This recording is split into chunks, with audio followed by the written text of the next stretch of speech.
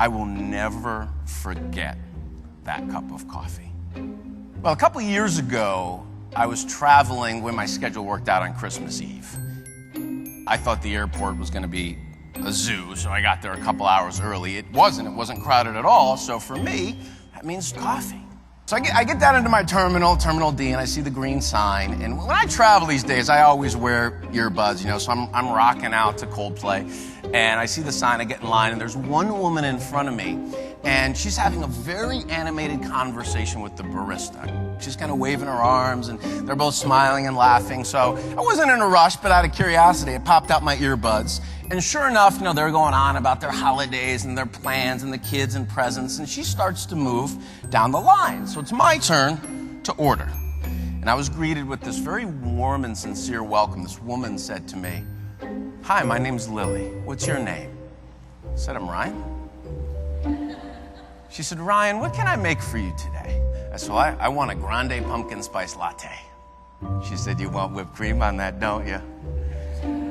I said, yeah, I want the whipped cream. She said, "I'll tell you what I'm going to do." She said, "I'm going to make it extra hot, load it up with whipped cream, sprinkle a little nutmeg on top. That's how I like it. You're going to love it." I said, "Sounds great." She said, "Where are you going?" I said, "Cleveland." She said, "Are you going back to Cleveland to spend the holiday with your family?" I said, "Yes." Now, at this point, I start looking around for the camera, right? I'm trying to get a latte. So I move down the line, and the conversation continues, and she's funny. She's asking me questions about my family and our holiday traditions. She's laughing, and I'm laughing, and she hands me my drink and says to me, "Ryan, have a safe trip back to Cleveland. Go create some extraordinary memories with your family. When you come back through the Minneapolis airport, I want you to stop here and tell me all about it."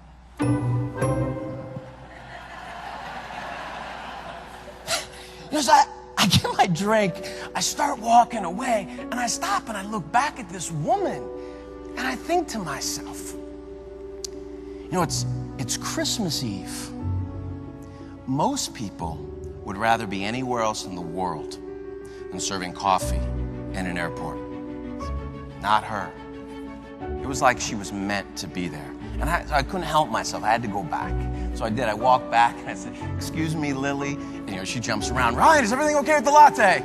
I said, "No." I said, "The latte is perfect. I just had to come back and ask you, what is your secret to making such meaningful connections over serving coffee?" Well, she corrected me. She said, "Ryan, I'm not serving coffee." I said, "Okay, what are you doing?" She had thought about this. And what she told me was, "I'm pouring happiness into people's lives." I said, "You're pouring what?" Like, what is pouring happiness? And her definition of pouring happiness, she wants to be happy in her life. She wants to be around happy people. She cares about her customers. She wants them to come back. So she chooses, even on Christmas Eve, to smile, to have fun, to help people, to just be happy. Instead of just focusing on how to be successful, focus on how to be helpful. The other thing she understands and masters straight away is the very specific and intentional decision around how she chooses to show up, even on Christmas Eve. You know this. A lot of things happen in work and in our lives that are beyond our sphere of influence or control. She doesn't control the weather in Minneapolis. Trust me, I live there. All she gets to own is how she chooses to respond to those things. Decide how you show up. It's interesting, when I met Lily, and she would have had no way of knowing this, but I was pretty heavy in the heart and had a lot on my mind. My parents, both retired school teachers, married 45 years. About 3 months before that holiday, I got a call from Mom. We got some really tough medical news about Dad. It was a terminal diagnosis, and we knew we probably weren't going to have a lot of time. So I was sitting in that airport on Christmas Eve, not in the best place in the world. I will never forget that cup of coffee. When you decide to show up consistently as the best version of who you are, it gives you your best opportunity to meet people where they are. And you never know when someone needs you to be your best.